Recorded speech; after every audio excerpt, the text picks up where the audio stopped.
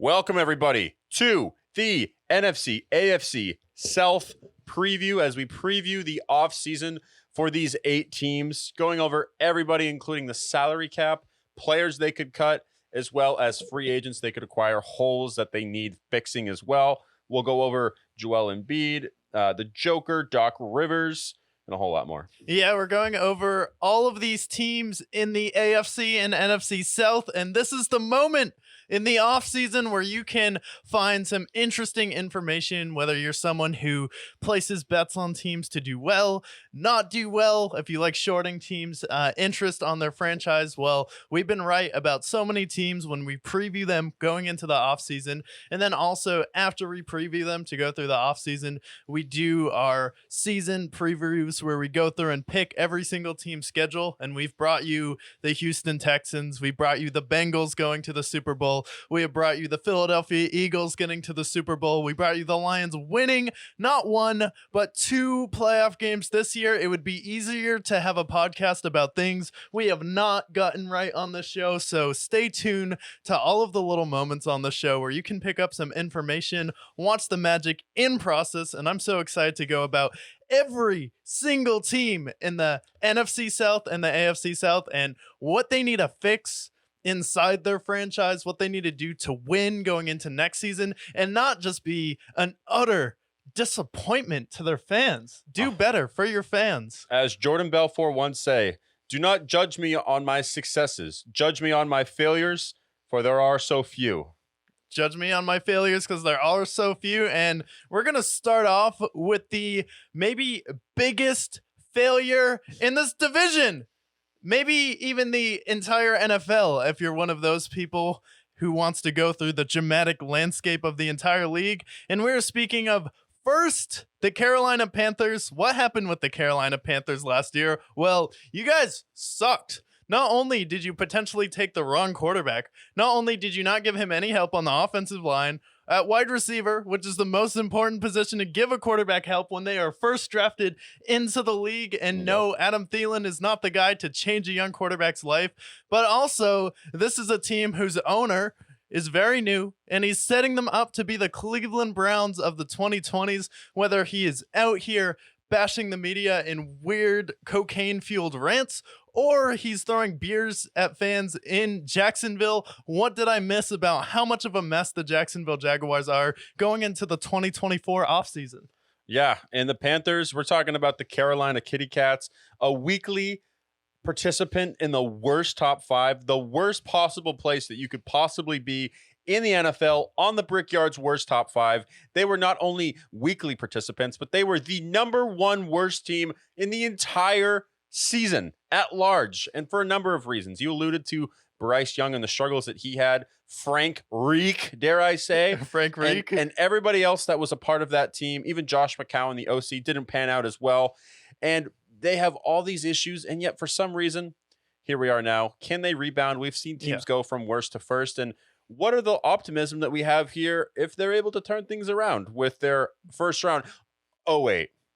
Second round pick and further on. Yeah, because if you remember, they hired Frank Reich last year, and we were like, this isn't just a mistake. This is setting your franchise back for a year. And we said he would not last the full season. If not, he would be a one and done sacrificial lamb of a head coach. And then everyone around the league was telling Ben, don't go there. Bobby, don't go there. Mike Vrabel, you want to turn your career around? Well, you should sit out a year and not go to the Carolina Panthers because of that owner, David Tepper. You traded away your first round pick to the Chicago Bears. They end up getting DJ Moore and finessing you out of a first round pick.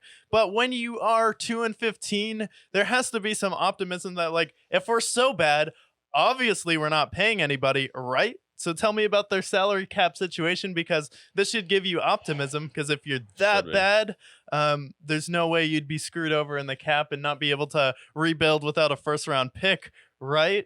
Right. Well, here we are. I have the salary cap in front of you. I also have players that they could potentially cut based to free up some cap space. So they have $34 million in cap space, and that might sound like a lot, but when you think about a team who has no receivers, no offensive line, and the free agents that we'll go over in a second, you realize that that salary cap can only stretch so thin. The fact that their number one receiver is 34-year-old Adam Thielen and a number of free agents who are soon to be, you realize, oh, wait, maybe it's not going to be very good for these Panthers. So some guys, the top player that they're paying is Taylor Motton. Who?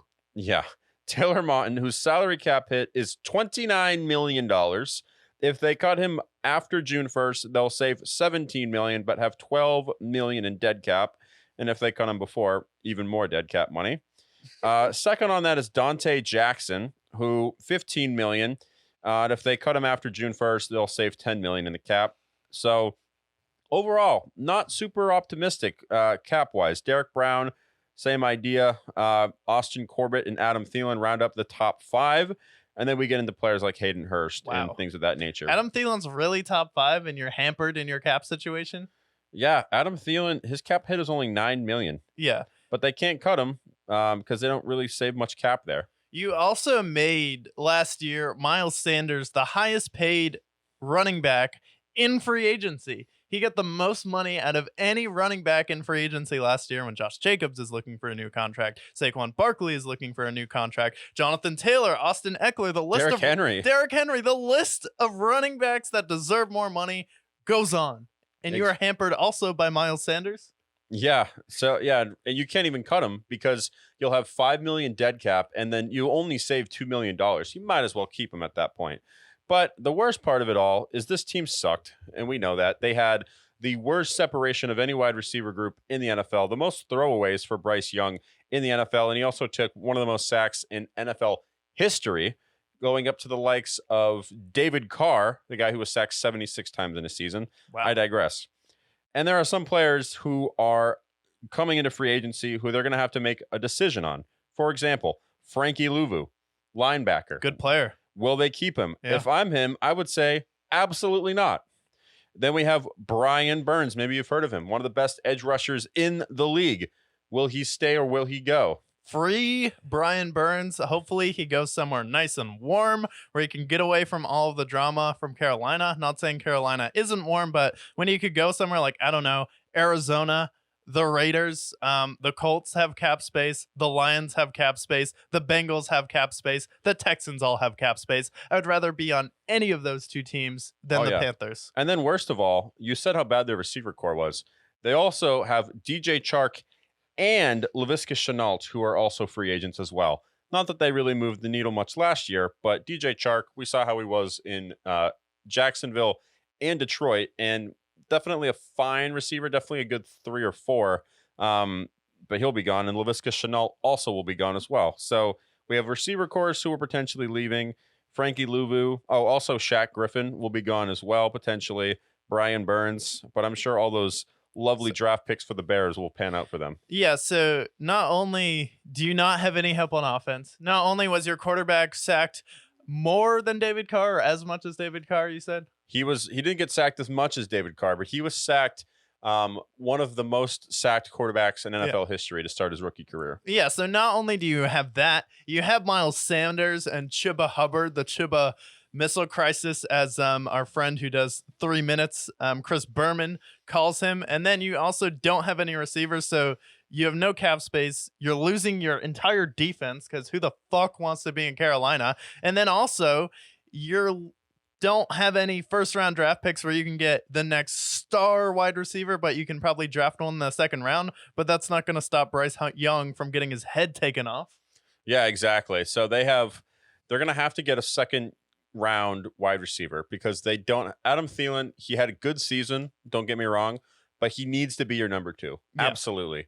And then after that, like, who's going to replace Brian Burns? He's not an easy guy to replace. No. Even if you draft somebody, are they going to be able to give the production that Brian Burns has given you the last 4 years? Absolutely not.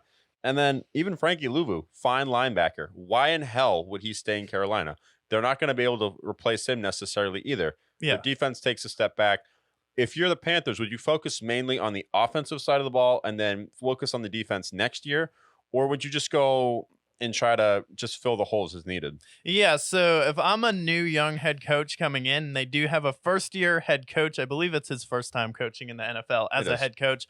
Coming from Tampa Bay, first off is making sure my quarterback does not get killed So you're probably going to have to spend every draft pick after that, but get him some help at wide receiver. Adam Thielen actually did really well and a lot better than most people thought he would do in Carolina as the de facto number one receiver because they did not have anyone else at wide receiver. So for me, you take a wide receiver in the second round, see if you can trade for someone who's unhappy like a Brandon Ayuk. If T. Higgins, who we'll get to later, doesn't like being franchise tag, trade for someone like him, or if you can scoop up Devontae or Stephon Diggs. But you need to do something to save face with Bryce Young because he was your first overall pick this year. So you have to save that value that you have with him and then restore just some of his confidence. And hopefully he can do semi what Sean McVay did for Jared Goff. And Sean McVay is definitely one of the best coaches, probably top 3 in the league at that position, but just save his confidence. This is like what Jeff Fisher did to Jared Goff in his first year. You mentioned how much David Carr got hit. Like when we're talking about any of the Carr brothers, when it talks to being sacked, that's a major problem. So your biggest opportunity and your biggest focus has to be Bryce Young. How do we make his life easier? Yeah, and you make your life a hell of a lot easier if you're not going to get someone like Marvin Harrison or Malik Neighbors. Those guys are easily going to be gone by then. But second round wide receiver, go after him. I know it's a pretty good tight end draft as well, so maybe you get a tight end. Hayden Hurst is a fine tight end, but he's not moving the needle for you much. Maybe you can find maybe a running back later in the draft. If you can spare and maybe trade Miles Sanders for maybe like a 5th or 6th round pick, maybe you consider that as well. Yeah. But if I'm them, you have Dave Canales. He's an offensive minded head coach. He did good for the Buccaneers this year with Baker Mayfield resurrecting his career. And, they ran a pretty efficient offense considering, their offensive line struggles to start. Rashid White, he played better down the stretch. Obviously, Mike Evans and Chris Godwin were already established, K-Dot and whatnot. So I think if they focus mainly on the offense, because what you're dealing with here is a guy who was a first overall pick, who has the talent. We've seen little tiny flashes of it. I don't think his career is completely shot. But if they don't give him help, they don't give him an offensive line or receivers, he's going to be screwed. Yeah, no, he's going to be screwed for sure. And I don't think unless you can get like a high draft pick, like second round for Miles Sanders, I think your running backs are your least of your worries right now. For me, it would be getting a really, really solid right tackle for Bryce Young, and then also getting him a difference maker at wide receiver. But you don't have that much draft capital. You don't have that much cap space to do it. But what you can do is go ahead. Maybe we can't pay Brian Burns and Frankie Louvu, but Frankie Louvu is a good player. So if you can trade Brian Burns for a first round pick this year from a team who really just needs that extra piece, I say you go for it. See if you can find a team. And then if you can't get a first round pick this year, try and get at least a couple second round picks this year and then maybe a first round pick down the line there. But I think that's your best piece that you can trade to get some assets back so we can go ahead and fix Bryce Young.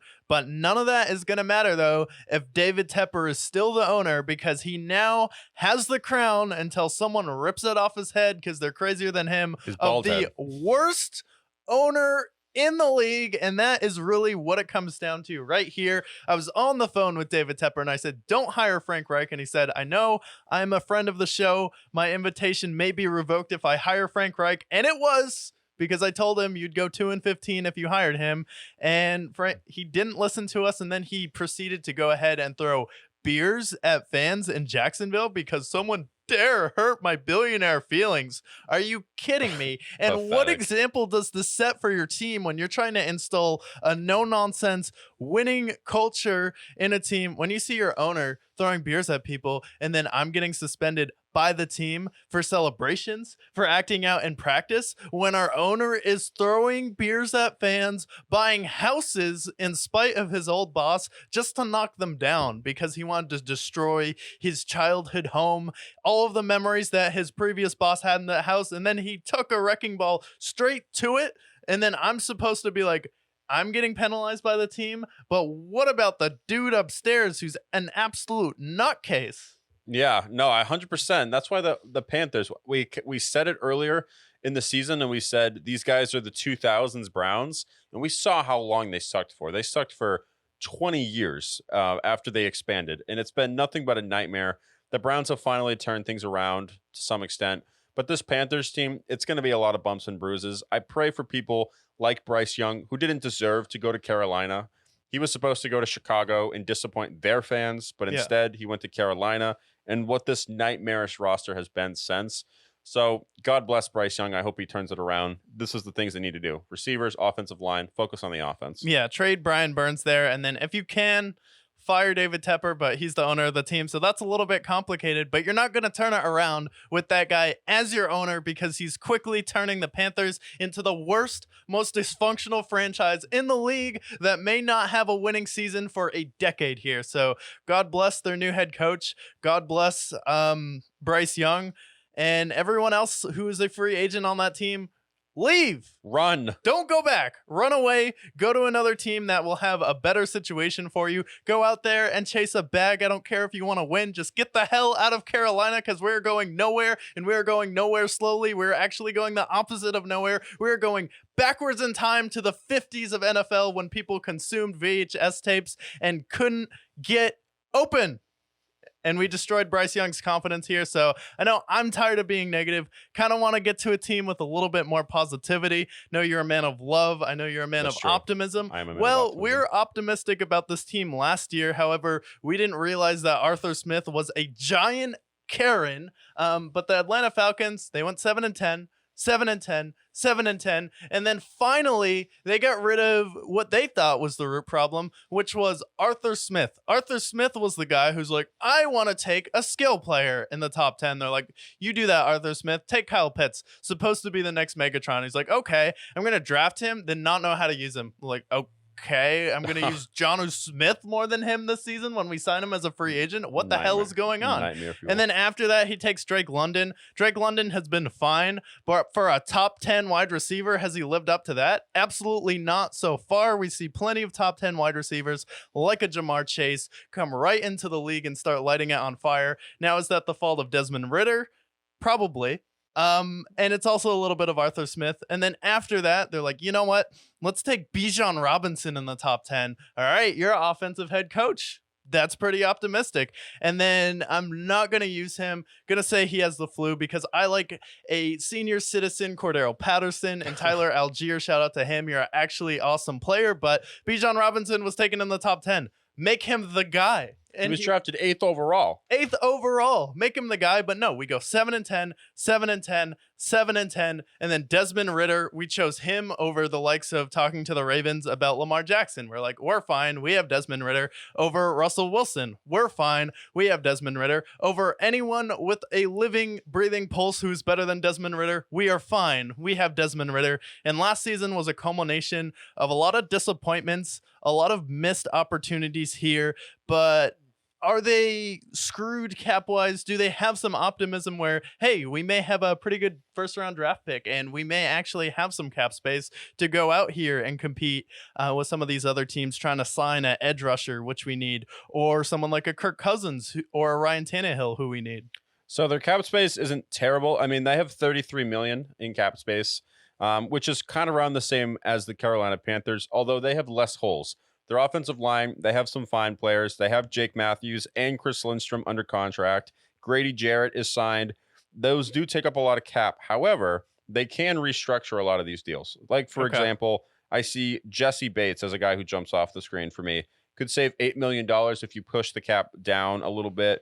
Same goes with some of these other guys. They're 2 offensive linemen they signed. If they restructure, they'll free up about $9 million apiece. And a couple of players who could be cut. You could see a player like Caleb McGarry, save $5 million. Or in this case, you could see Jonnu Smith as a cut candidate, save $6.5 million if you cut him. Or Taylor Heineke, who's definitely going to be cut, save $7 million to cut him. Yeah. So we're looking at about $20 to $30 million that you could free up and then go after someone like Kirk Cousins, who is tied to Atlanta. Kirk Cousins with, Bijan, with Kyle Pitts, with Drake London, and some of the other talent that they have there. Definitely think that team looks a lot better with Kirk Cousins than Desmond Ridder and Taylor Heineke. God bless their souls. I'll look at their free agents, but overall, I don't think their cap situation is nearly as bad as Carolina's or this other team that we're going to talk about later, who's also in their division. What about Justin Fields? Is that a situation where they have enough capital this year where maybe we give up someone like Kyle Pitts, Tyler Algier, because the Bears need a running back? We have Bijan Robinson, want to give him the keys. Maybe we take a running back in the 3rd round here with our pick to replace Algier just so we don't have to give him too much money here. Then the Bears get probably a 2nd round pick, maybe another 2nd round pick next year down the line, and then we throw in Kyle Pitts and Tyler Algier. Is that a situation you could see working out for them? Yeah, and I think also, Justin Fields is entering his 4th year, right? And I think that getting out of Chicago is inevitable for him, and I think Atlanta would be good. They have a good offensive line, better offensive line than Chicago. Their weapons, at this point, they're pretty comparable, but I think that that'd be a good fit, especially because Kirk Cousins is a little bit older. He is coming off of a major injury. So if I'm them, I would probably move more towards Justin Fields. If he works out, you can pay him. And they don't have as many holes. They have fine players on the defensive side of the ball. I'll go over their free agents in a second that are notable to point out. But for the most part, I think that Justin Fields, if he can work in Atlanta, then they could be the division winners, potentially. Yeah, if he can work in Atlanta, and that's definitely a big question mark for me. I see some interest in taking a quarterback in the 2nd round. Your pick this year isn't high enough where maybe if you have a guy like a Michael Penix drop down to you or a Bo Nix, you consider it, or another good dual threat quarterback coming out of it. But we do know Desmond Ridder is not the answer. We need to get another quarterback in here. So with me, when I hear Raheem Morris coming over from the Rams, the first thing that piques my interest is potentially Carson Wentz going to Atlanta, at least as a backup quarterback, especially if you move on from Taylor Heineke and you can save on the cap enough where you don't have to pay Carson Wentz to the level as someone like Taylor Heineke. Potentially he would be a good backup mentor for a quarterback if you take him in a 2nd round or even start the season. Then you can get your quarterback into it by the next year that he plays. Yeah, I think that's a fine plan. I think Carson Wentz should definitely be a backup because we saw how valuable the backups were this year. Yeah. So I think someone like Carson Wentz is going to find a job because of it. Now, their free agents, we mentioned how bad the Carolina Panthers free agent situation was. For here, we have a couple of players who are free agents, but they're guys that they're old and you can probably find a replacement for. First one, who I'm surprised even still plays because he's been playing my entire life, Calais Campbell. What? Yeah, Calais Campbell, he played well for them last year. Yeah. And he's still for a guy who's 38 years old, he's like, I don't know, maybe this is blasphemy to say, but he's like the defensive line version of Tom Brady. He's been playing for 15 years and he's been good pretty much everywhere. I don't know how he does it. Cordell Patterson, he's their 3rd running back at this point, / wide receiver / punt return / kick returner / whatever else he can be. Yeah, he does everything. He is who Taysom Hill wishes he could be. Yeah, and then other than that, Jeffrey Okudah played better in Atlanta than he did in Detroit, but I think you can be fine replacing him in the draft. And then Bud Dupree, who is 31. I think Bust. You can probably move on from him. Mac Hollins, Van Jefferson, Scotty Miller. Van Jefferson, really? Yeah. Yeah, Mac Hollins too. So he's okay. So there's not really anybody here where I would say you have to re-sign them. If you want to re-sign Bud Dupree or Calais Campbell's pretty cheap. You can bring him back. Yeah. Veteran presence, sure, but Cordell Patterson, he can either retire or he can go somewhere else. Jeffrey Okudah, he'll go somewhere else. He's not exceptional. He's probably pretty cheap. He's a fine 2nd corner for him, but I think you could probably find someone better in the draft. So free agent wise, there's not really a lot of players for them that I would say they have to bring back. Yeah, there's no one where I was like, ooh, that's terrifying if we lose them, like Frankie Louvu, which we talked about with the Panthers. Make sure you check that video out. Or someone like a Brian Burns, who's asking to be freed for a couple of years now. So no huge free agents you want to lose there. And then you have Raheem Morris as your new head coach. Hopefully he does what D'Amico Ryans did and bring someone over from that Shanahan or Sean McVay tree to be the offensive coordinator. So if you can get someone like that in, then you have to either draft or sign a quarterback depending on what happens with Kirk Cousins this year. So for me, Atlanta, you have a defensive coordinator, so I think the first thing he's going to look at is, okay, your pass rush wasn't really that dynamic last year, and we got burned a lot. So you need to focus on corner, you need to focus on the pass rush, and then you also have to focus on quarterback. Their offense, really, there's not too much to improve on besides maybe a better tight end than Kyle Pitts, which I think this is the year on the docket.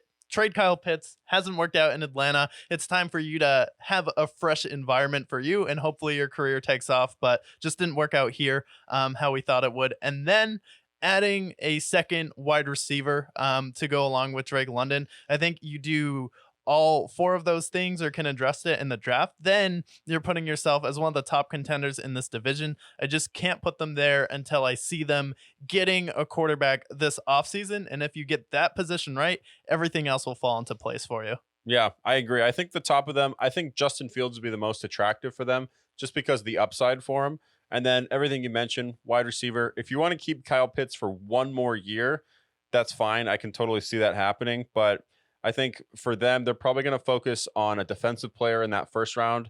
There's plenty of good linebackers and edge rushers, so they go maybe that direction, especially to replace Calais Campbell. But other than that, like quarterback is definitely their priority because I think they're not quite, I would say, a quarterback away, but I think that they're a quarterback away from a playoff team.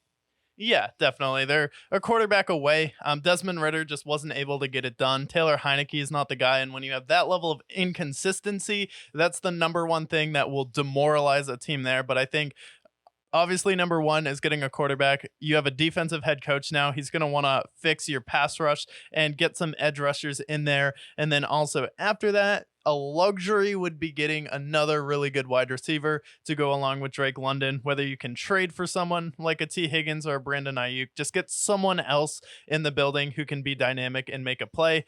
Or you go out there and actually get a legitimate tight end and settle for just a two to go along with Drake London. Yeah, I think that's perfectly fine. And they've been good at drafting wide receivers historically. So I think that that might be their best bet there.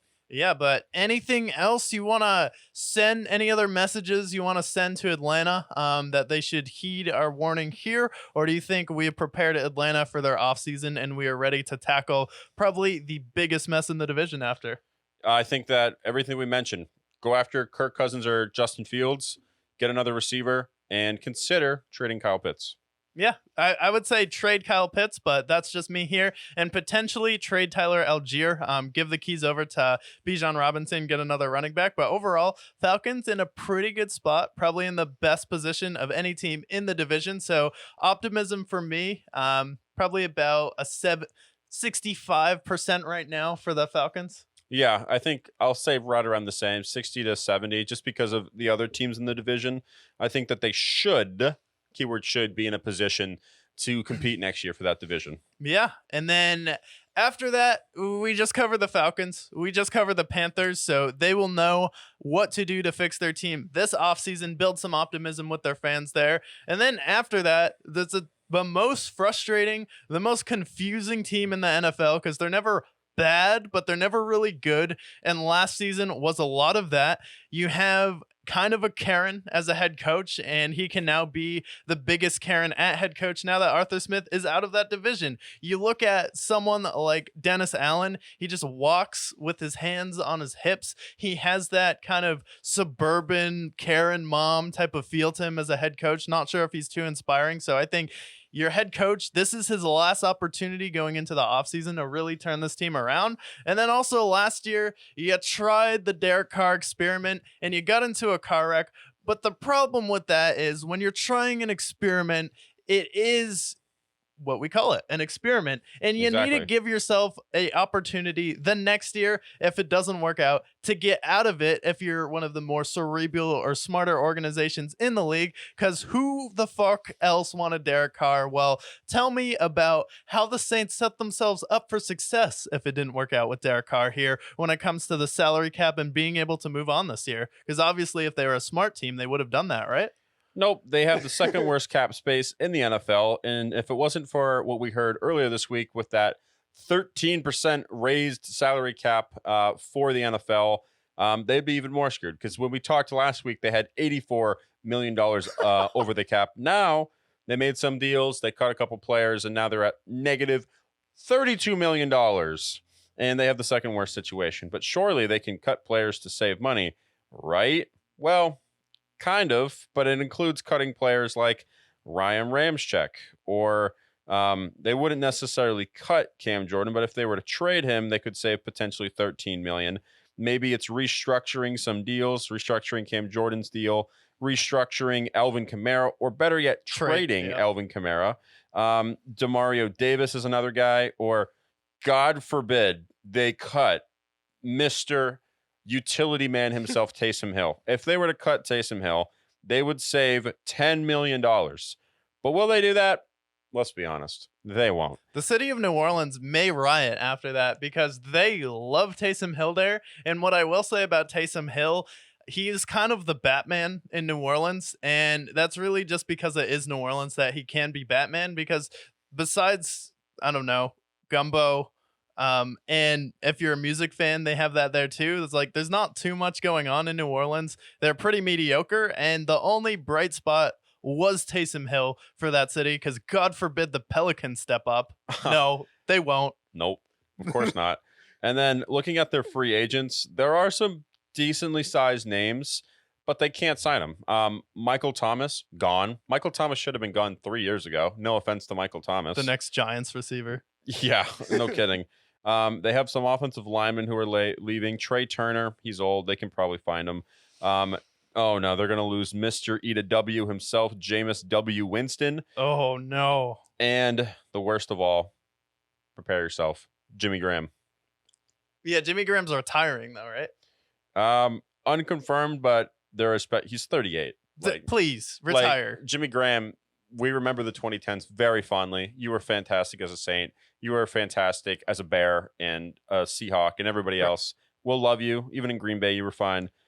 But it's time. Most fans who don't follow the NFL do not remember you after you left the Seahawks. And from there, you've gone to the Packers, you've gone to the Bears, you've been all around the league, Jimmy Graham. It's time for you to retire, because every time your name is called, people are like, oh, Jimmy Graham still plays. So that's a sad loss there. But overall, my takeaway for that is the Saints this year need to tank, especially with Derek Carr. You need to trade Alvin Kamara. You need to trade Cam Jordan. While their value is still high, load up on these draft picks. Set yourself up to be positive in the salary cap over the next few years. So when you do have that first round opportunity to go out there and draft a quarterback, because Derek Carr's contract is so awful, like, you signed Derek Carr, you're stuck with him right now. So let's focus on moving on from Michael Thomas, moving on from the old guard, moving on from our head coach at the end of the year. Then the next head coach who walks in will have a surplus of draft picks after you get rid of all of these players. You keep Taysom Hill on the team because he can be a fan favorite. Then you restructure his deal after that. But for me, there's no way you have a chance to compete this year. So it's time to trade all your good players away and tank. And that's what the Saints should do this season. We're not going anywhere. The future is not bright unless you decide, hey, we're kind of in this weird place where we're stuck between average and good and very bad. So let's just be bad. Next season, we'll win 4 or 5 games. It'll be fun. Superdome, everything in there, and then the next few years, we'll actually be able to draft or sign a quarterback, have some cap space, and then it'll be positive. But as far as this year, no. Should they try and go all in? Absolutely not. Yeah, absolutely. Are they in a worse position than the Panthers? No. But I think, at this point, you guys have been contenders for the last 15 years or so. I think it's time, as you mentioned, trade some of these key legacy players that you've had. Alvin Kamara, you can retire their jerseys when they're all said and done. But I think it's time. And believe it or not, Frankie Loomis is the longest tenured GM at this point in the NFL after Really? Belichick is gone. Yeah, 2001, believe it or not, which is amazing to me. So do I trust his ability to maneuver the cap as he's done the last decade and what's led them up to this point? Maybe, but I think that I still believe more in Tampa Bay and Atlanta at this point. Yeah, I believe their future looks brighter here. They have more opportunities this season, but for me, New Orleans, it's time to create your Super Bowl plan for 5 years, not this year. Derek Carr is not taking you to a Super Bowl. You would be a first-round exit at best unless the Cowboys somehow win their division, your wild card team, and have the opportunity to take them out. But that's about it. Honestly, that's about it. Your wild card team, that is your floor, or your ceiling, I should say. Yeah. So I think Saints this year, time to move on from everyone. Clean up that cap space. You can get some picks for Cam Jordan. Can get some picks for Alvin Kamara. Can get some picks for, I don't know, Taysom Hill, probably not, but you can get some picks if you do a sign and trade for Jameis Winston. Maybe it's a 4, maybe it's a 5, but you get something back for it. So I think starting to trade everybody is a good time. You have Honey Badger on that team. He's in the last year of his deal. That'd be a good time to trade him, and then someone can pay him if they potentially want him. But overall, not your year. So let's rebuild. Anything else with the Saints? Yeah, blow it up. I think it's time. It's been a little out at this point. They should have blown it up a few years ago, but here we are now, and I think it's time. Last team, who has probably the most important free agency of all of them because of all of the notable players who are potentially leaving them, we have the Tampa Bay Buccaneers, and they have the best cap situation of any of them. However, there are players like Mike Evans and Baker Mayfield, to name just a few, for free agents. They can maneuver the cap a little bit. There are certain players that they can trade. If they trade Chris Godwin, they could save $20 million potentially. Carlton Davis is another guy who could save $14 million. Or if they were to trade someone like Shaq Barrett, they could save some money. And then the biggest of all, which you'll probably see after the show is over, is cutting Russell Gage, because they'll save $10 million if they do so. Who paid Russell Gage $10 million to begin with? I have no idea, but they should. Did he play last year? No, he got injured in training camp. So he didn't play at all. That's why Baker roasted CJ Gardner-Johnson, who was like, he mentioned Russell Gage, and then Baker was like, do you even watch film, bro? Yeah, exactly. Okay. They can restructure a couple deals. If they don't want to trade Chris Godwin, they can restructure his deal and free up $14 million.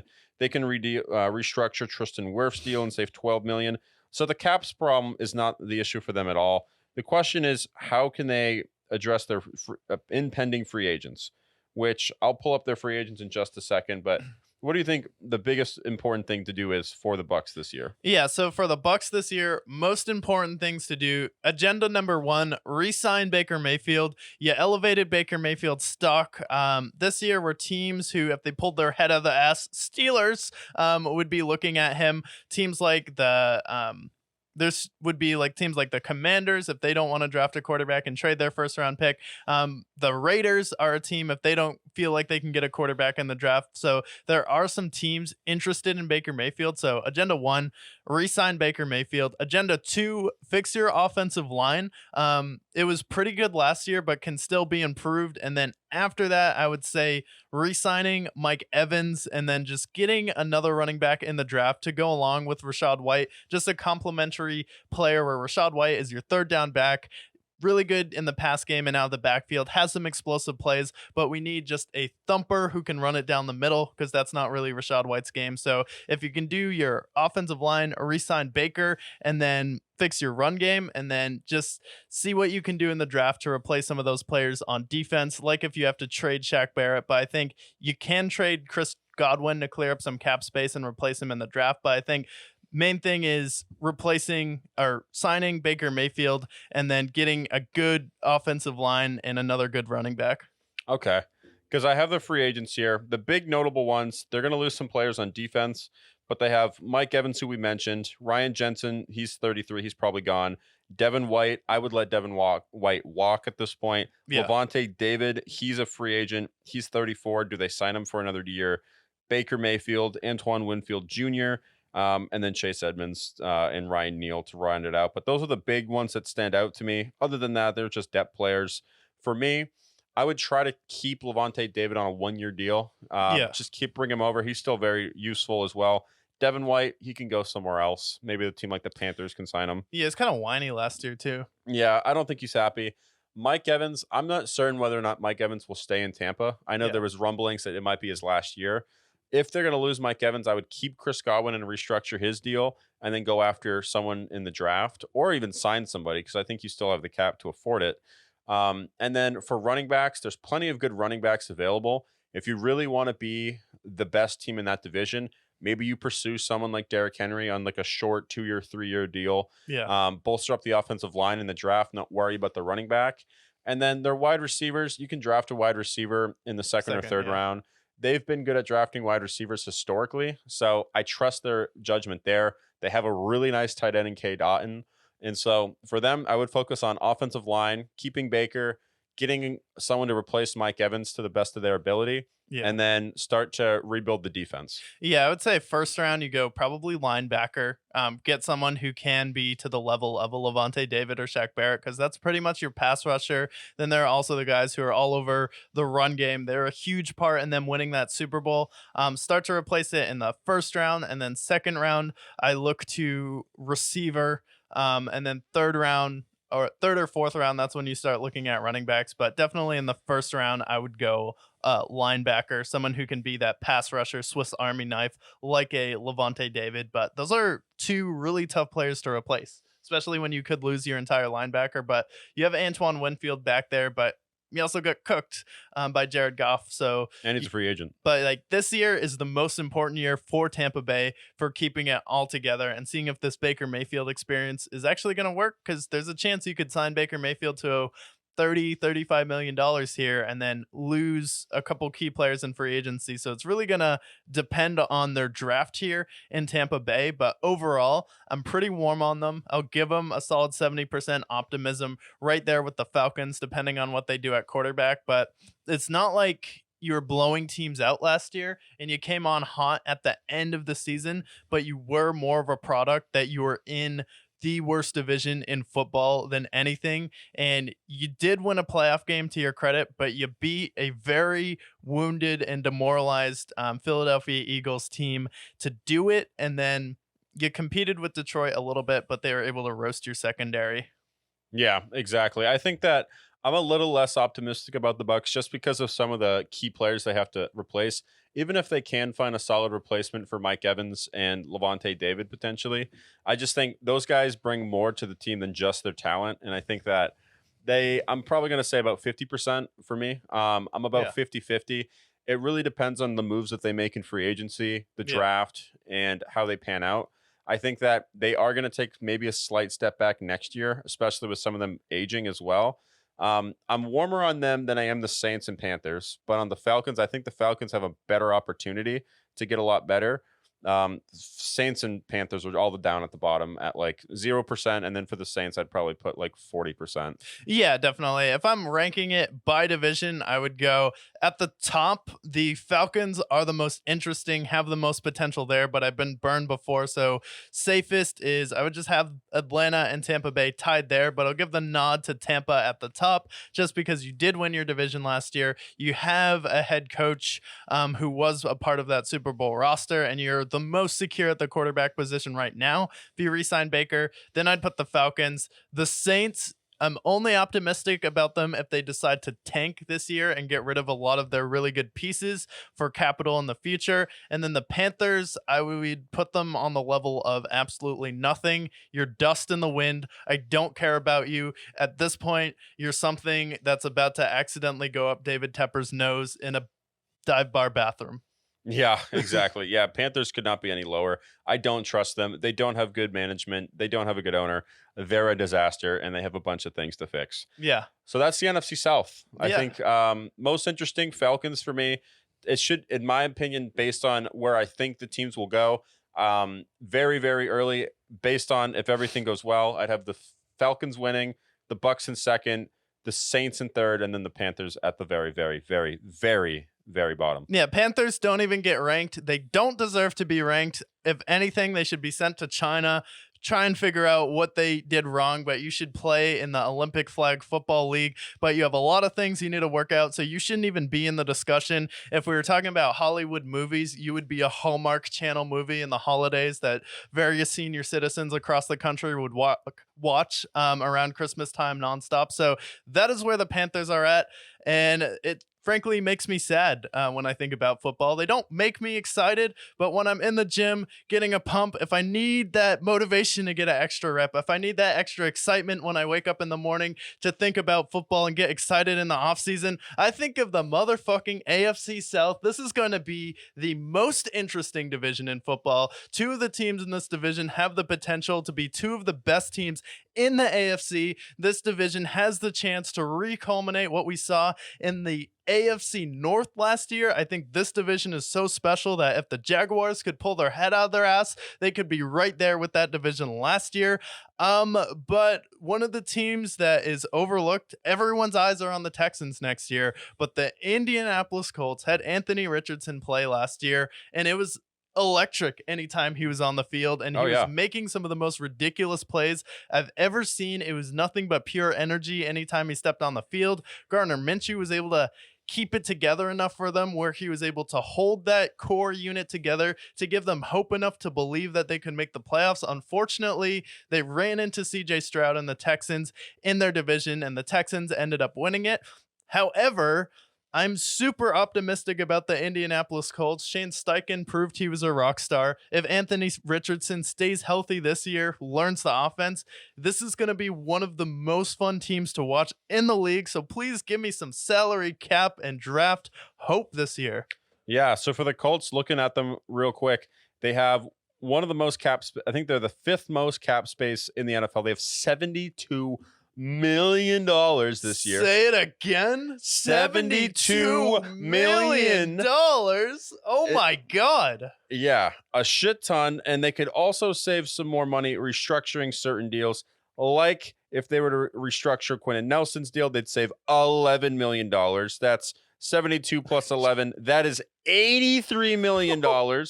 If they were to restructure Braden Smith's deal, they would save $6 million. 83 plus 6, that's nearly $90 million. It is raining in Indy, Jesus. So what you alluded to before the show, I'll let you have your thunder there.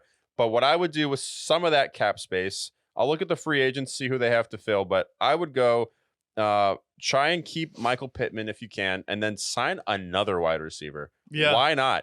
Josh Downs looks like he could emerge and be arguably the best receiver on that team next year. Yeah. And then try and sign another solid tight end wide receiver. But you had an idea for tight ends. They have some of all the teams in that division who could really use a solid tight end, the Colts are the most interesting. Yeah, I'm sick of seeing every time that Gardner Minshew or Anthony Richardson would throw a pass to a tight end, Mo Ellie Cox, on the screen, and you're a fine player and you're good at what you do. However, the Indianapolis Colts in their draft this year need to focus all of their sights, all of their capital, all of their efforts on obtaining one Brock Bowers at tight end, because when you have someone as dynamic as Shane Steichen, and he proved he was the one behind the Philadelphia Eagles Super Bowl run, you'll have Josh Downs, who's turning into a Swiss Army knife, electric wide receiver. You have Michael Pittman, who stepped up this past year and was definitely an improved player under Shane Steichen's system instead of the disgraced Frank Reich. And then you have someone as dynamic as Anthony Richardson, the run game of Shane Steichen as well with Zach Moss and Jonathan Taylor. You add Brock Bowers to that mix when you can afford to go out there and trade for someone like a Brandon Ayuk, Devontae Adams, or a Stephon Diggs, or at least add a number 2 wide receiver, maybe someone like Calvin Ridley or someone in the draft even, and then you focus everything else on defense and the rest of it. The Colts are going to be that team next year. Yeah, and some of their free agents that they'll have to take care of, I think there's really only one that super stands out to me, and that's just Michael Pittman himself. If they can re-sign Michael Pittman to a team-friendly deal, maybe you give him like 18 to 20 million. I think he's definitely worthy. Maybe he looks elsewhere, but I know he likes the city of Indianapolis. We have Grover Stewart, who is getting older. He's 31. Will they re-sign him? Will they not? Kenny Moore, he's been on that team for a long time. He's a fine corner, but I think you should maybe look elsewhere. They got the mustache. Will they keep him? Will they not? And then other than that, we got like Rigoberto Sanchez, the punter. Can they replace him? Always a tough position to fill, as we know. Zach Moss, he was good for them last year as Jonathan Taylor was slowly getting back acclimated. He may get a bag. Could you see him going out there and be like, hey, look at what I did last year. I'm not going to sit behind Jonathan Taylor. Yeah, absolutely. Zach Moss. I look at a team like Arizona, for example, who James Conner is gone. Yeah. You can go after James Conner is a little bit more expensive, and I think Zach Moss has fresher legs. Maybe the Cardinals go after Zach Moss and say, you know what, we'll throw him some money and see how he continues to develop, because he took a giant leap from Buffalo to Indianapolis. Can he do the same in Arizona? Who knows? But that's a place I think he would work. Like like the Colts after that, like after getting like another weapon, like after they draft Brock Bowers, you need interior defensive line help. You need safety help in corner. Then you're pretty good everywhere else. Maybe you draft an edge rusher. If the Chiefs don't open up their wallets for Chris Jones this year, go get him. Imagine. Go get him. Get Chris Jones on the Colts. God, that division could be so good. He would look sick in the uniform too. I see it 100%. That'd be a great fit. And yeah, I think like of all the teams, like the one that I'm the most optimistic of, even a team like the Texans are right there with them. Don't get me wrong. We'll talk about them next. But the Colts, they have an opportunity to be the most underappreciated team going into next year. We know how Shane Steichen should have been on the Coach of the Year list. He wasn't quite, just because he didn't make the playoffs. But 9-8. This is a team that lost their starting quarterback almost immediately. I think he got hurt in week 3, out for the season. Gardner Minshew stepped in, who we always said deserves a starting role. He stepped in, played pretty good for them. And then even with Jonathan Taylor, there was noise there. There was noise. They still had the echoes of Jeff Saturday there. And then they still managed to, the last week of the season, have a chance to make the playoffs. So you go there, maybe you trade up, you get the Brock Bowers, as you mentioned, which I'm in love with that. I think that's the one thing that's really missing on that offense. They have Jonathan Taylor. AR's dynamic. Their wide receivers are pretty good now. Go out there and get Brock Bowers. Please. Mo Alley Cox is fine, but get him out of there. Yeah, and the thing was, when Jonathan Taylor was cooking in that Texans game, it was just the secondary was locking down Michael Pittman, and Josh Downs was able to get free at points in that game. But you add the dynamic of Anthony Richardson, where we're like, hold up. He's as dynamic as Jonathan Taylor. And then you have to worry about him as a quarterback. And then you have Michael Pittman and Josh Downs, two of the best. Josh Downs is like the fast skill receiver, and then Michael Pittman as a pure wide receiver. And then you add Brock Bowers at tight end. Talk about one of the most explosive offenses in the league. And then you can probably steal him away from the Texans, who are eyeing him in the draft, but they traded away their draft pick, and it worked out for them with Stroud and their other defensive rookie of the year that they got in the top 3. But then you're like, okay, we'll go out here and then add a dynamic tight end here. And then we'll also probably add help on defense, and we can really open up our wallet for adding someone like Khalil Mack, Chris Jones, even the defensive tackle. I believe it's Chris Wilkins coming out of Miami, or we could sign someone like a Justin Madubuike from Denver. Like just one of those defensive linemen. You draft an edge rusher. Safety is a priority as well. So the Colts, very optimistic. I would put 110 out of 100 for the Colts next year. Anything else you would add that the Colts need to do, or you say, hey, let's open up this wallet, pay a bunch of people, and go get our star tight end? Yeah, I think they should go. I think spend a lot of money on the defensive side. Maybe Frankie Louvu wants to go to Indianapolis. Maybe he would be a fine fit for them. Burns, too, yeah. Brian Burns would be another great fit. I think for them, go after someone like an edge rusher. They have DeForest Buckner. He's a fine player, of course. We love DeForest Buckner here. Friend of the show. A little old, of course. Maybe go after a corner in free agency. I think you can find a better player than Kenny Moore in free agency and sign them. Someone who's even of similar age as well. So I think for them, focus on maybe the defensive side of the ball in free agency, and then in the draft, get a Brock Bowers, re-sign Michael Pittman, and that team is rocking next year. Yeah, that team is rocking next year. So a lot of optimism in Indianapolis. I am hopeful for this team. Another team in your division that could go either way, but they're pretty much going to lose everyone in free agency. They had a lackluster year, fired their head coach, but we brought in the offensive coordinator from Cincinnati. He's on the Sean McVay tree there, or at least from Zach Taylor, who is on the Sean McVay tree, sitting behind and learning from someone like a Joe Burrow, had Jamar Chase, how to utilize that offense there. Now he's taking his talents and tackling the task of Tennessee, who's clearly trying to fix the offense, had a defensive head coach in Mike Vrabel. They're trying to move on right now. Then you have this weird situation. We'll probably let Ryan Tannehill walk. Derrick Henry is probably going to walk. And then we don't know really if we're going to move on with the guy who puts mayonnaise in his coffee. There's a lot of questions with Tennessee, and their entire team also may walk. So you may have to fill a lot of holes, because we do know You're going to need another running back. You need a new offensive line, and you need 2 new wide receivers. And you don't know what your quarterback situation is. And then free agency as well. A lot of players on defense too. Yeah. So just looking at their cap space, they do have a lot of cap space. In fact, That's they good. have the second most cap space in the NFL with $78 million. $78 million? Yeah. Woo. And they can, if they wanted to, even free up even more. Had they, God forbid, maybe they cut DeAndre Hopkins, or maybe DeAndre Hopkins says, cut me. They would save $16 million, potentially have $100 million in cap. Yeah. Then you could look at someone like potentially Amari Hooker or Andre Dillard. Those would both respectively clear up about $6 million apiece. Or you can restructure. You want to keep D-Hop, you can restructure his deal and save $10.5 million. Harold Landry save $10 million, or Jeffrey Simmons save $11 million. So cap space, not a problem for him. Tennessee, the city of Tennessee, or Nashville, I should say, very appeasing. However, free agents, they're going to lose, or I guess, I don't know if I consider this a loss, but Ryan Tannehill out the door there. He'll be a backup somewhere. Have fun in Atlanta. Derrick Henry, who is going to command some sort of contract, I assume. He's going to the Rams. Danico Autry, fine player for them. He probably won't stay. Aziz Al-Shir, linebacker. Whether or not he stays, we don't know. Sean Murphy Bunting, Terrell Edmonds, and then a couple guys to round it out. Nick Westbrook-Akine, rip. We're going to see him on the Panthers. I hate to see it.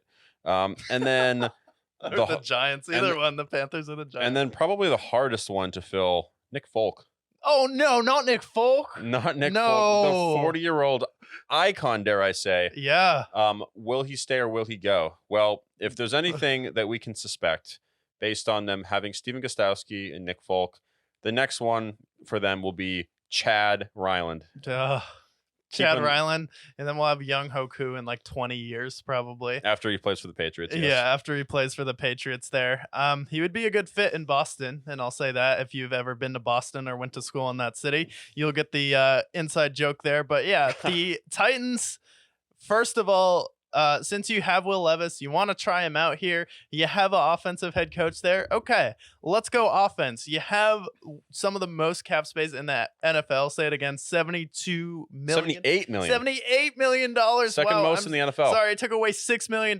So you can restructure, free up probably about $12 million more in cap space. So we are going offensive line in free agency. We got to shore up that protection for Will Levis. And then we are going wide receiver in the draft. And then we are also seeing if we can go out there and sign a running back if you want to pair someone like Zach Moss or Tajay Spears. And I think free agency wise too, if they get a receiver, it would be someone like Keenan Allen. Just knowing the Titans, they are the retirement home for wide receivers in the NFL. So probably they're going to get either Devontae Adams, Stephon Diggs, or Keenan Allen, just speaking that into existence. But you have the cap space. It is how much do you believe in your head coach? How much do you believe in your quarterback? But it does give me optimism that their head coach is an offensive guy. So if he is one of those dudes like a DeMeco Ryans or like one of these other young head coaches that have stepped in their first year, and then you go from worst in your division to third is your ceiling in this division, depending on the Jaguars, but you could still be a good team next year. I do believe that the Titans could be a good team, and I think it could be that like the AFC North, where the Bengals missed out on the playoffs, but almost every team in the division has a winning record. Yeah, I think they're the team I probably feel the least optimistic for, just because I think they have an identity crisis at this point. You're losing out on that AFC championship team that you had a few years ago. Derrick Henry's gone. He's been kind of the lifeblood of your offense for the longest time. Will Levis, I feel more confident in than Ryan Tannehill, but I think that I feel the least optimistic about them, not because I think that they could be necessarily terrible, but I think they're just entering transition. But the team that we'll go over next, the Jaguars, that team's a team that's been underperforming. So is it impossible to see them as the third team?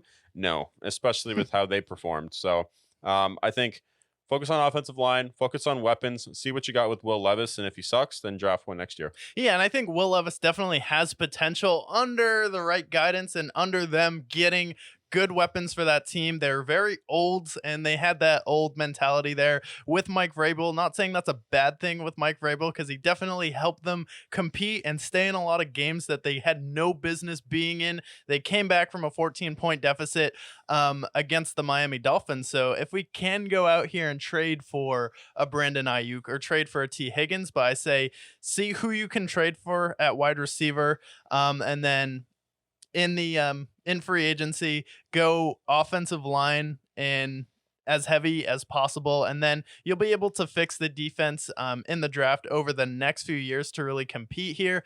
But let's just get Will Levis some confidence. You have the ability to do it. You've been a pretty stable franchise for the most part over the last few years. So let's see what Will Levis can do, and let's get him on offensive line and some weapons there. But it's tough because they kind of do need every position at this point on offense. Oh, for sure.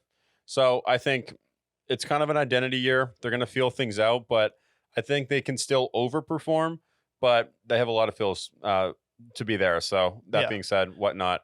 But let's talk about the most exciting team, the hottest team, a team that could potentially be in the AFC title game next year if they play their cards right. Super Bowl. Or the Super Bowl. How about them Houston Texans? I'll go over real quick what their salary cap looks like, because they have a shit ton. And they have room to grow. They have $67 million in cap space. However, they have the best quarterback in the division. They landed Will Anderson on the opposite side of the ball, and they have a couple other nice players as well. $67 million. There's a couple of players they can restructure. They want to restructure Laramie Tunsil's deal. That'll free up $11 million. They want to free up Tyus Howard's deal. That's another $8.5 million. So definitely some room to maneuver and some cut candidates to consider, whether it be somebody like potentially a Robert Woods who you might see gone, or maybe just to free up a little bit of money. MJ Stewart, you could save about $3 million. Not a lot of players that you necessarily need to cut, but you have plenty of cap space, restructure maybe a couple deals. And then free agency wise, not a lot of holes to fix. So they're in a great position to go out and get another receiver, go out and get someone maybe like a Khalil Mack or Brian Burns or somebody on that defensive side of the ball to add alongside Will Anderson. Free agency, you'll see someone like Sheldon Ranks who could be gone. Dalton Schultz, good tight end, replaceable for sure. We're looking at Derek Barnett, Kaimi Fairbairn, the shortened name of Devin Singletary. He played well, but probably won't keep him. Denzel Perryman. Not a lot of insanely irreplaceable guys by any means. Although you do like to see someone like Kaimi Fairbairn come back, maybe somebody like Dalton Schultz. I think maybe they sign Devin Singletary to the right contract. Yeah, you can definitely sign Devin Singletary to the right contract here. And for me, for Houston, it is adding a little bit of beef to that offensive line, but this is the offseason that you need to get scary, and you need to, when you wake up and think about playing the Texans, you're like, I am horrified about going up against that defense, especially against the D'Amico Ryans led defense with Will Anderson, who is already one of the best pass rushers in the league as far as just pure win rate on the outside. So we're going after someone like Khalil Mack in free agency, someone like a Nick Bosa, or someone like Chris Jones if the Chiefs don't try and sign him, and then probably someone in the first round of the draft again. We go defense here, and then we'll probably go running back and receiver. But for me, CJ Stroud proved he could elevate someone like Nico Collins and Tank Dell and elevate all the offensive weapons around him. So I'm not as focused on the offensive skill positions, because CJ Stroud has proven that he's going to elevate everyone around him in a Brady-esque fashion. And I believe if he has that lockdown, shutdown, terrifying defense and a really solid run game behind him, everything else will open up. And CJ Stroud is smart enough. He has the work ethic. He's going to be even better next year. So you can go ahead.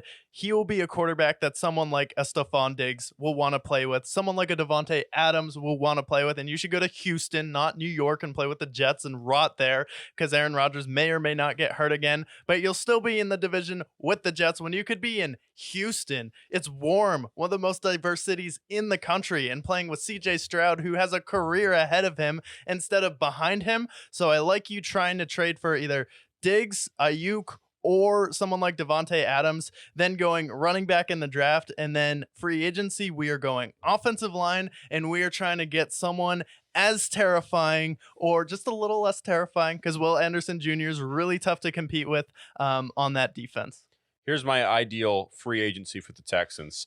You mentioned some of the wide receivers that they can go after. I would love to see someone like T. Higgins on that team. We'll talk about the tag in a minute, but someone like him I think would be a perfect fit. They are linked to Saquon Barkley, which I think would be disgusting. Christ. I think their one hole on offense at this point is their running game, although it was fair enough last year. Yeah. But Dameon Pierce took a serious step back. I think Devin Singletary will end up walking and signing somewhere else. So if you can go out and get Saquon in free agency, you can pay him a good contract for a running back, and you still won't be set back too much. So go after Saquon at running back, and then if you could make a splash and sign one of those running back wide receivers you talk about, and then on the other side, you manage to get Khalil Mack on like a 2-year deal. That defense, which was already really good for the players around them last year, and you get Saquon, and you get another receiver, that team is already horrifying. They're going to be even more horrifying next year if they can manage to get a sweep of those three. Yeah, and really, like Houston, like just getting that elite pass rusher as well. But we know the way to beat great quarterbacks in the NFL, and it's pressure up the middle, but it's also the ability to play man-to-man. I mean, anytime Brady struggled in his career was a team like Denver or Baltimore could go man-to-man with the receivers and really shut them down. So I think you address that in the draft here. It's not like you have a ton of holes on the defensive end, but if you can just get another scary pass rusher and some corners that can play really good man-to-man, that's the way you're going to compete with the Bengals, and that's the way you're going to compete with the Kansas City Chiefs, because other than that, Baltimore, we'll see if they can recover from the absolute disappointing meltdown that they had at home. Usually teams have a tough time bouncing back from that, but it's the Bengals and the Chiefs, and you have to play man-to-man against those receivers and someone who can body up Kelsey or be able to generate a pass rush without having to blitz. Yeah, exactly. And I think they can. Yeah, especially with Will Anderson. And then we mentioned somebody else in free agency. They have a great opportunity to put themselves in that conversation with the Chiefs and the Bengals, who ultimately are the two teams to compete with in the AFC. We have the Ravens, we have the Bills, but they haven't made it over the hump yet. So those two teams. Yeah, and I think like the Colts and the Texans, those are going to be the two teams competing in their division, and it's going to be absolute wildfire because those two teams were a little bit of a flame last year. They turned into a bonfire, and then we're like, okay, look at how good and dynamic these two teams are with their new head coaches. And then this offseason, you talk about that cash that they have to spread out. The Colts have a little bit more, but the Texans, it's going to be something amazing to see here. Definitely looking forward to seeing both of these compete next year and throwing gasoline all over it this offseason. It's going to be absolutely electric. But we did have similar aspirations for one team in their division.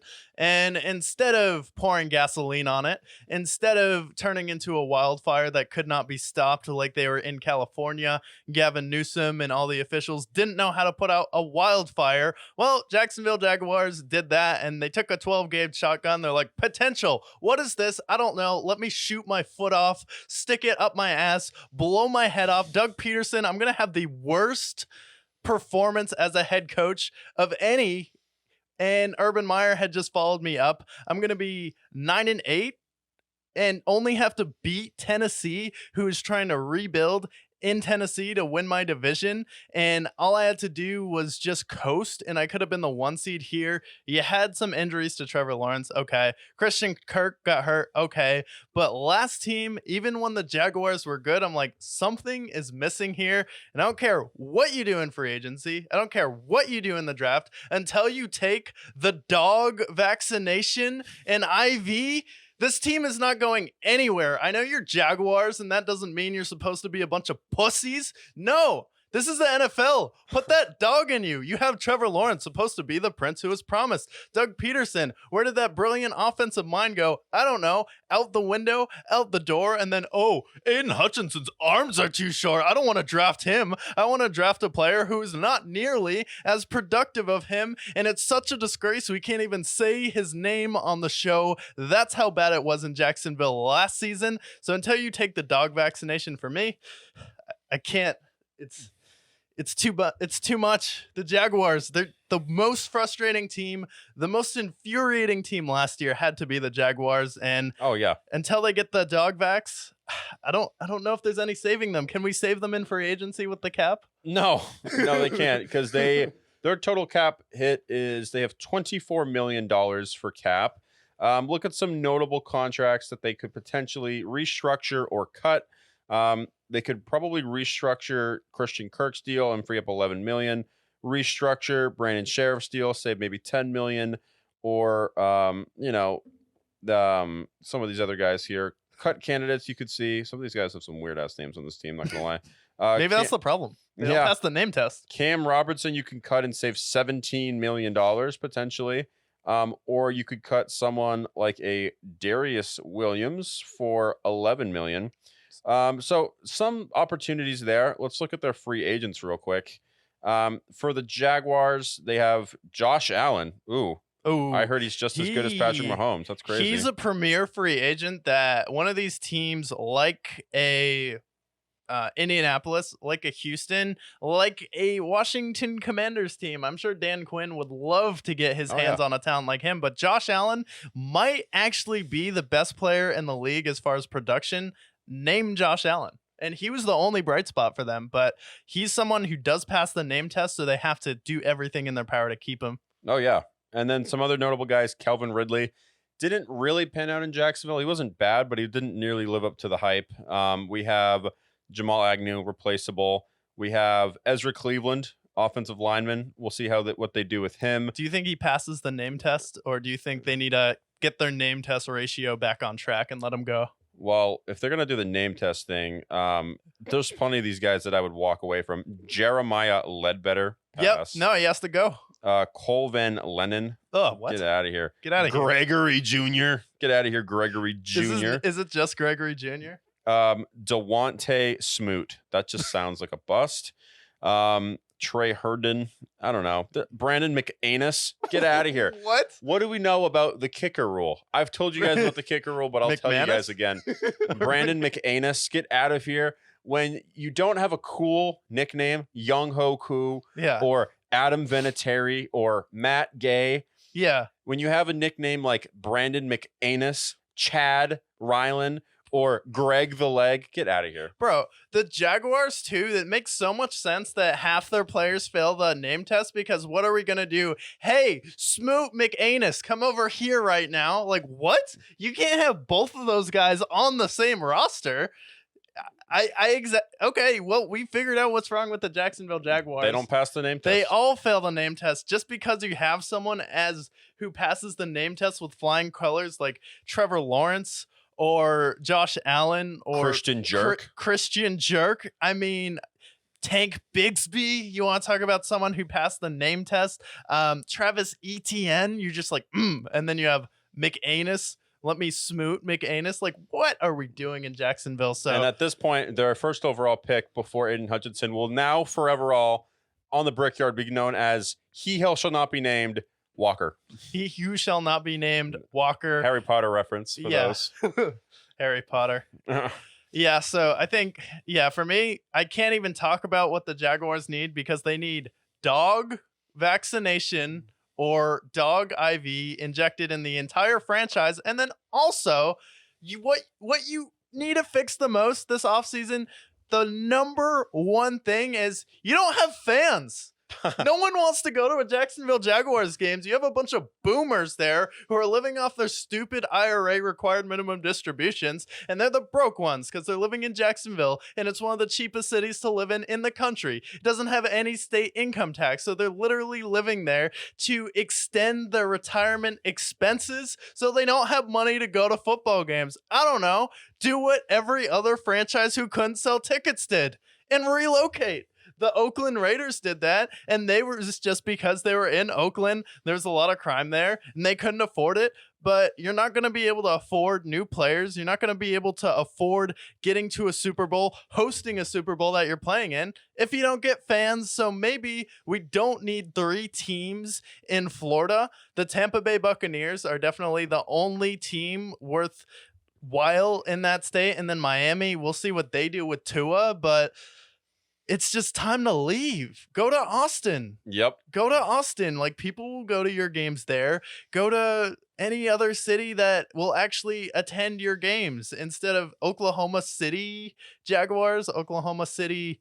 I don't know. You could do something in Oklahoma there, but it's time to leave Jacksonville. It's time to go. What have they done in Jacksonville? This is their highlight of Jacksonville. Their highlight was 2007 getting crushed by the undefeated Patriots in the playoff game. Saxonville for that 1 year. It's every single Jacksonville era has been that 1 year Jacksonville team. Yeah. You have Maurice Bones Bruce. He was good for you guys.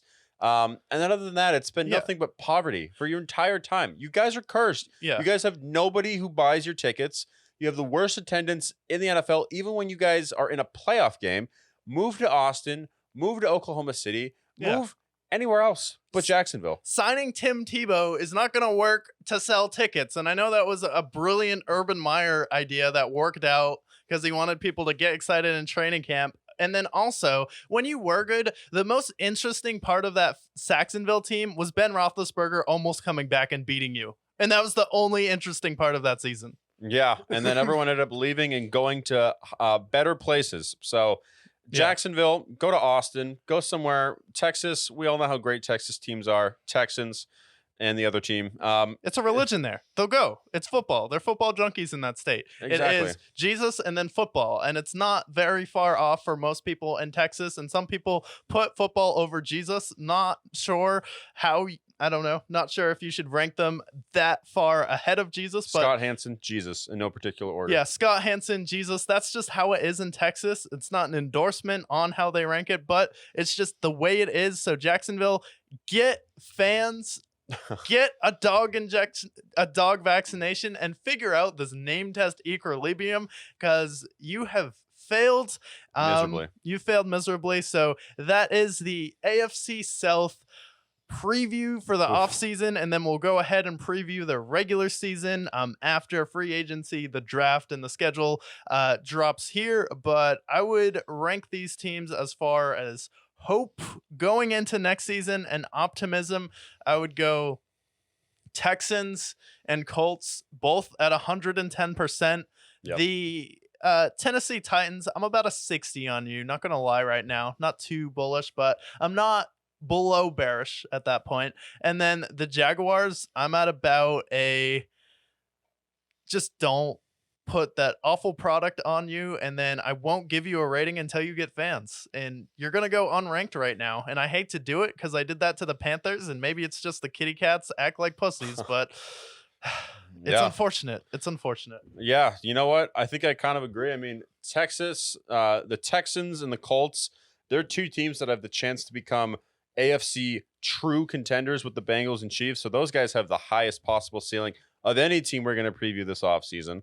And then the Jaguars, I put them just above the Titans only because they do, I think, have their quarterback. I don't know. Trevor Lawrence in one end looks like a top 10 quarterback. On the other end, he looks like a bottom 10. So I don't know. I have them 50-50 because one game they look great and one game they do not. And then I have the Titans just a little bit below them because they have a lot of missing pieces. There's some identity crisis there. We'll see how they perform. I do think they will overperform and the Jags will underperform. So I guess they're both at 50-50 for me. Yeah. And then, like, for the Jaguars, it's like, how would you rank them on a scale of Trevor's hair to Stephen A. Smith's hairline? Probably closer to Stephen A. Smith's hairline. Not going to lie.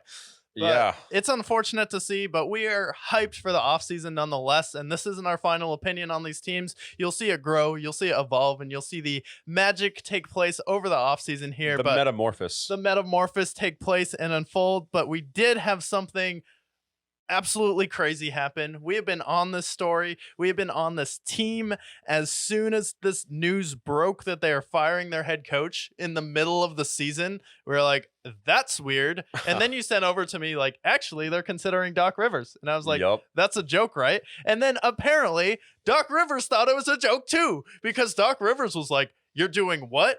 And you want to hire me?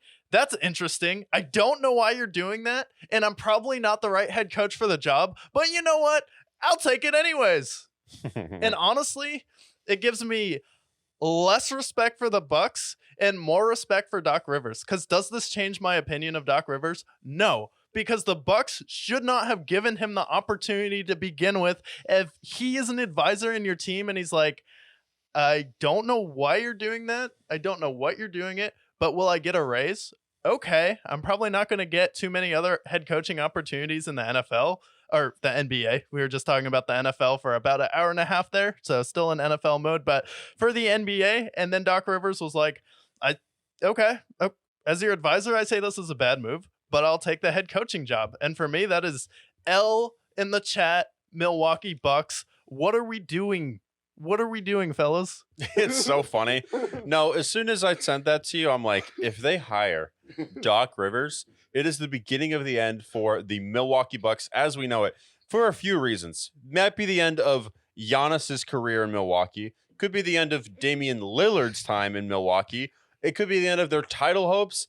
And all three of those look to be true. Look, Doc Rivers, if you're a fan of the NBA, there are a few things that are certain in the NBA, right? Joker putting up insane stat lines, the obvious.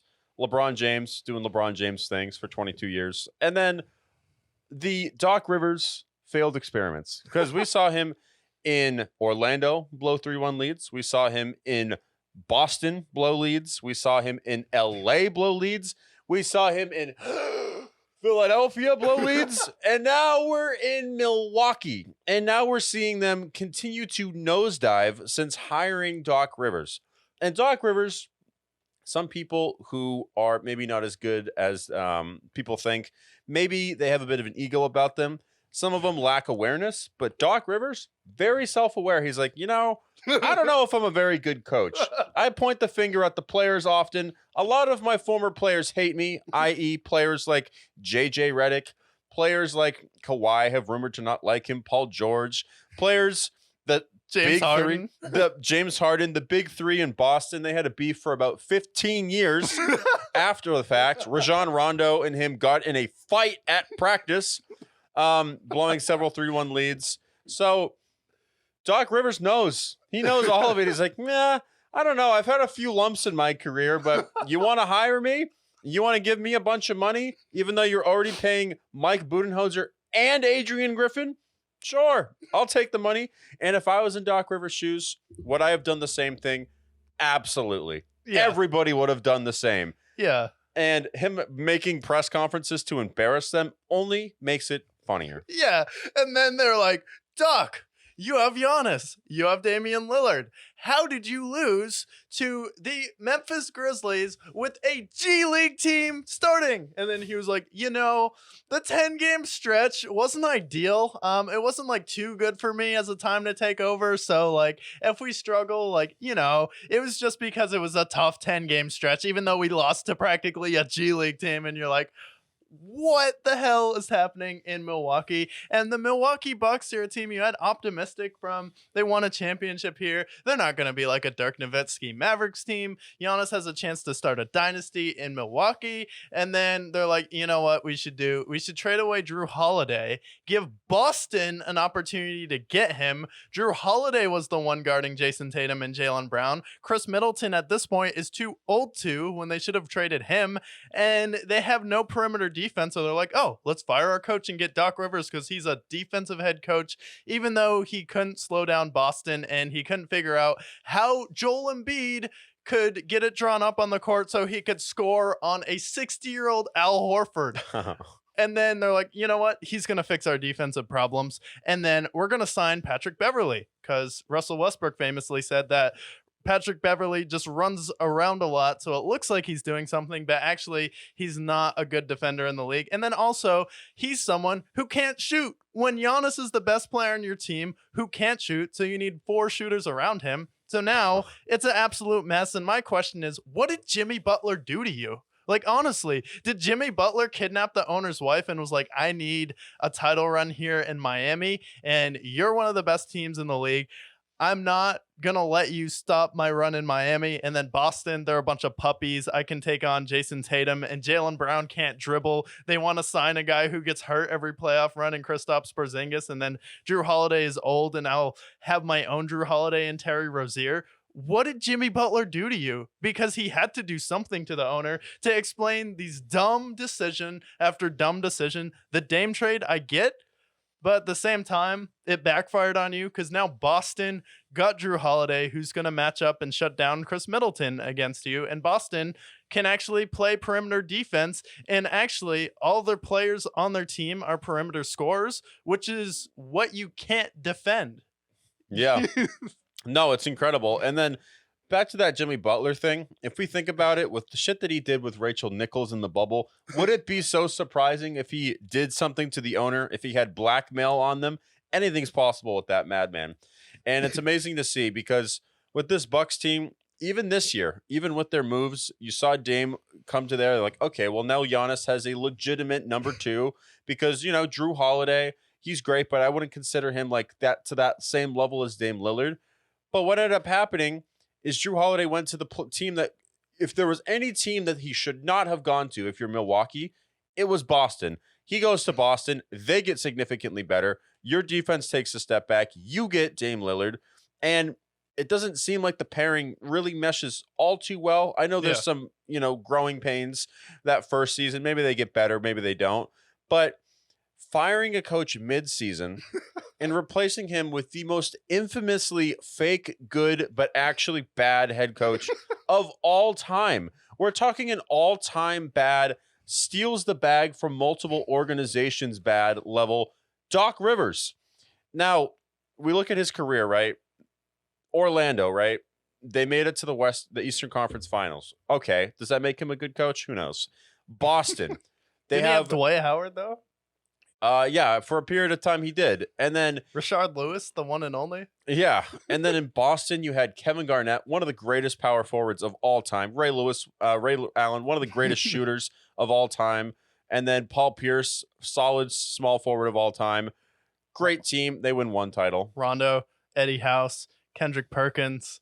Sam Cassell. Like, that team should have won at least 2 championships. Glenn Big Baby Davis. And then you also blew a 13-point lead where Cedric Maxwell famously said he was getting ready to go down on the stage and present the Eastern Conference Championship trophy to the Boston Celtics, who had Oklahoma City as high schoolers waiting to play them. And we saw what Miami did to them. Boston definitely could have beat that team. But no, you decided to blow that lead when Cedric Maxwell was already getting ready to give you the trophy.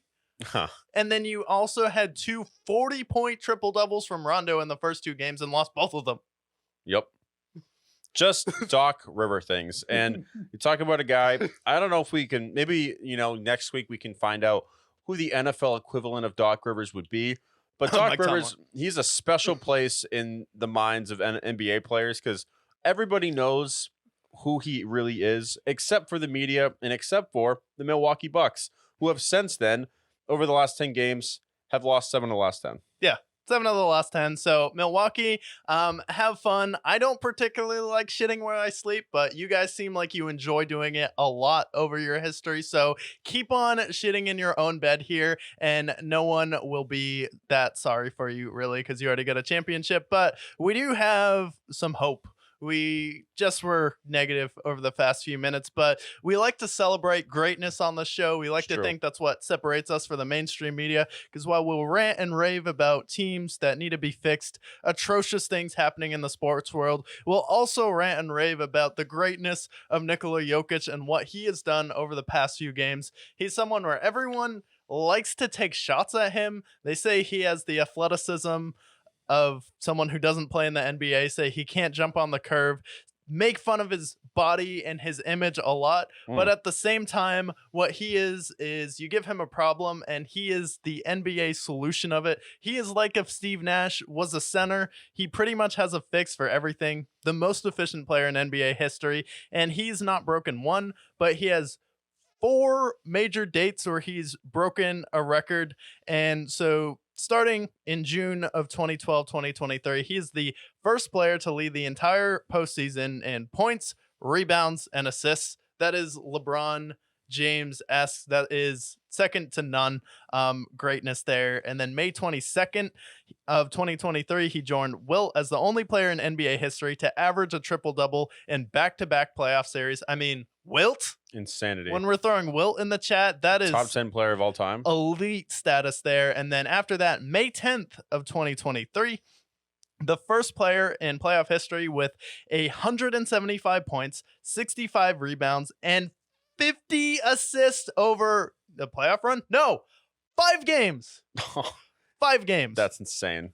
The first player in NBA history. And then January 9th of 2023, he's the first player to ever record 10 plus points, 10 plus rebounds, 15 plus assists in a game while shooting 100% from the field.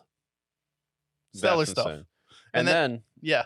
And then this past week, he did it for not the second, but the third time this season, which is now an NBA record for 14 points, 14 rebounds, 14 assists in 100% shooting in 3 games during the regular season. 3 straight games of, he had 3 straight games of 14 rebounds, 14 assists, and it's the first time that anyone has ever done that.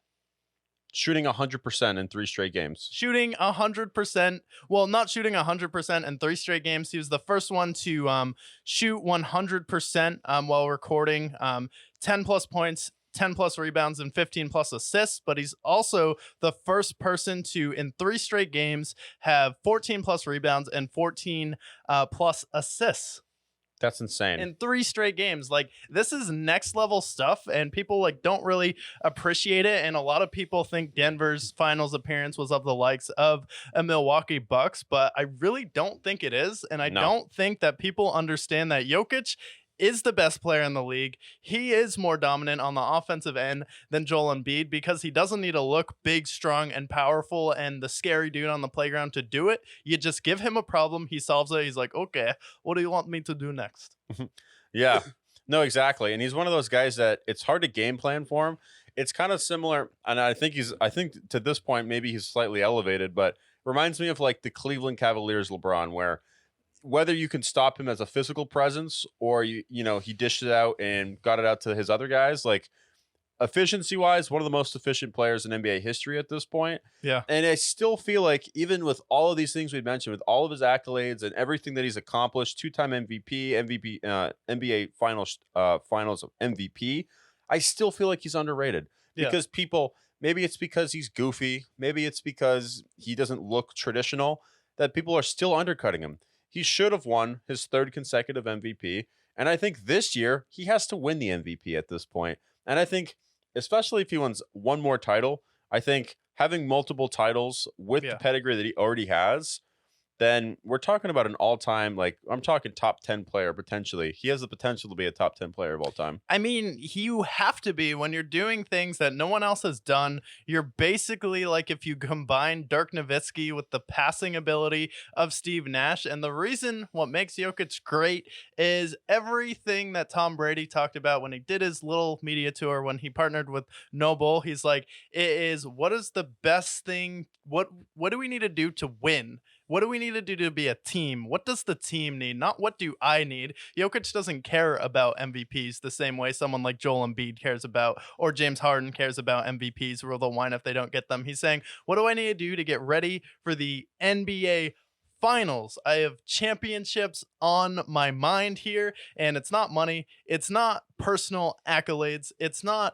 what benefits me the most. It's what benefits the team. And then Jokic is like, if you need me to score 40 and have 5 assists, I'll do that. But if I just need to score 10, have 18 rebounds, and have 18 assists, I can do that too. And that's what separates the players that win championships from the players that have a lot of scoring titles, get to the playoffs, and then kind of get bounced. When you have like the Tracy McGrady's of the world, the James Hardens of the world, the Joel Embiid's of the world, like Jokic does it the way Tim Duncan did it. He does it the way players like Jordan did it.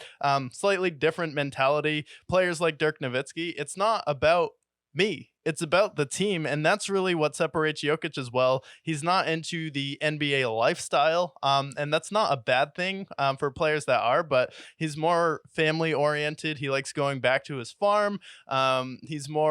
He was like disappointed when the parade was announced in Denver because he was missing Serbia and going home and playing with his horses. And he's just a really down-to-earth dude. And he's a selfless player. And that's the players that are going to be remembered as the all-time greats, not the players focused on personal accolades. And Jokic's greatness is, well, he did 4 things that no one else in the NBA have ever done. And he did it in a calendar year as well. Yeah. And then, people have a short-term memory, I feel like, in the NBA, because if you go back 20 years and you go back to the Spurs of the 2000s, we look back now and we say, okay, well, these guys won 5 titles and they were so unique, and Greg Popovich, all these great things. But you look back now, like Tim Duncan was another guy who was underrated in his time. Yeah. Quiet guy, didn't dress like a normal NBA player for the time. Fantastic. And then you have the players like Manu Ginobili and Tony Parker. You can maybe compare that to Jamal Murray. 2 guys who are very good, who made a couple All-Star games, but maybe was underrated in the NBA circles. Yeah. So I think the Nuggets of this time could be what the 2020s version of the Spurs were in the 2000s, where underrated, could potentially win several championships, and have up there one of the all-time best big men when it's all said and done too. Yeah, and like Jokic, like people like to say he's a slouch on defense. He's not. He is not like the dominant Shaq or Dwight Howard. However, he's a smart defender. He knows how to use his size, and it was incredible watching him against the Lakers because we had just watched Lakers Warriors. I'm like, wow, everyone on the Lakers like makes the Warriors look small when you have like Rui Hachimura, LeBron, and Anthony Davis out there. And I was like, my God, the Denver Nuggets make the Lakers look small when you have Joker, who make Anthony Davis look like a small player, and he was able to do whatever he wanted. When you have people like Stephen A. Smith, like, yeah, I think DeAndre Ayton is going to stop Jokic. It's like, get out of here with that nonsense. And then you have Anthony Davis looking small with Jokic, and then you have Michael Porter, who's 6'10". He'll shoot it. He's just a shooter. Oh, that's what he'll do. Shoot. And then Aaron Gordon at power forward. Like, this is a big team too, and those are kind of the teams that win. When you had Tim Duncan at power forward, and then you mentioned Tim Duncan, it's like the dude has 5 championships and he's never in the conversation. Like, it's Kobe, it's LeBron, it's Jordan, it's Kareem Abdul-Jabbar, but like, hello, 5 championships, didn't need to run around and cry for superstars while doing it. Yeah, no, exactly. He's one of the most underrated of all time. And what's interesting about Joker especially is you look at that draft, and he was a part of the 2014 draft. A lot of great players that came from that draft, but he was drafted with the 43rd overall pick. He was drafted during a Taco Bell commercial. And you have the likes of players like Andrew Wiggins, who was first overall. He ended up being packaged for the Kevin Love deal, ended up going to Minnesota. We had players like Jabari Parker, who never panned out, which was heartbreaking for me at the time. Joel Embiid and what he did. He was somebody who was definitely a project. He ended up panning out, obviously, for Philly eventually. But then we look at players like Dante Exum. Where is Dante Exum now? Yeah. Yeah, Dante Exum, no one knows where he is. Last time I heard he went, I think Utah traded him, but I think he's in Houston at this point. I'm not exactly sure where Dante Exum is. For a million teams. But he's played for a million teams at this point. Aaron Gordon was drafted ahead of him. He's on his team right now, and Aaron Gordon was supposed to be like the next Blake Griffin here, but like Andrew Wiggins, everyone thought he was going to be the next Kobe. I remember talking to the guy when I was like, it was 2014, so I was like 13 in the barbershop when they were talking about it, and he's like, yeah, Andrew Wiggins, dude, that guy's gonna be like LeBron in like 2-3 years once he gets some muscle stacked on. Well, he never added any muscle. I know he was skinny when he came into the league, but he never had that really big beef up. And then after that, Jabari Parker at number 2. Massive He bust. was signed with Boston when Danny Ainge was collecting the Infinity Stone of juicy asses in the NBA. You had Grant Williams on that team. You signed Jabari Parker on that team. You had Al Horford. You had players like Robert Williams. You had the Marcus Smarts of the world. You had Semi Ojeleye. Talk about a Kardashian himself. It's like, that's just when Danny Ainge was like, I want to make the other team uncomfortable because we have all this cake on our team and that's the best defense. But it's like he went to Boston, then the D League, not really hearing anything. Joel Embiid is another player, but you can't even argue that Embiid's better than him in the draft right now. And the fact that he was taken during a Taco Bell commercial and not even one with Pete Davidson in, or LeBron James Taco Tuesday, is frankly embarrassing. And then you were debating whether you want to keep Yusuf Nurkic or Nikola Jokic, which could have been one of the all-time worst moves of all time. And that was a 50-50 chance when you look at the kind of split NBA multiverse. Like, That's like Monte Ellis and Steph Curry right there. Yeah. Seriously. And luckily they made the right decision, just like Golden State did, but absolutely insane what we saw. Some other notable players, we have Marcus Smart, yeah, who he's fine. Defensive player of the year at one point. Obviously a very solid player for the Celtics for a long time. Now he's in Memphis. His efficiency wasn't. You were looking at that earlier. Yeah, never a very efficient player. Still taking more threes than he should, which is why Boston is happy with, Drew Holiday. But Julius Randle. Friend of the show. Yeah. Friend of the show, Julius Randle. Friend of bricking shots in the postseason. One of the worst playoff shooters of all time. No way. Nick Stauskas. Nick Stauskas. Interesting. I have no idea where this man is now. Yeah, I don't think anyone does. I just remember him in the tournament being really good for Michigan. But yeah, Nick Stauskas, it was one of those players when you're younger and don't know much about the NBA. You're like, yeah, that player is going to be really good. I remember Jabari Parker was that guy where I'm like, this guy, there's about a couple players in NBA history in the draft where I was so confident in and I was so wrong.